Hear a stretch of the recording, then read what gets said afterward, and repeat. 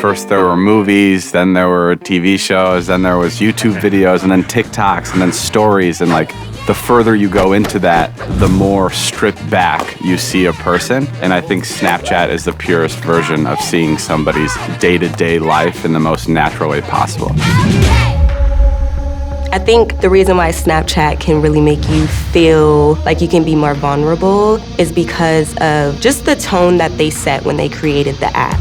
Even when you just open up the app, it's immediately on the camera. You're not being placed onto something where you're watching, you're being placed on where you're wanting to create. It really brings together a community of creators.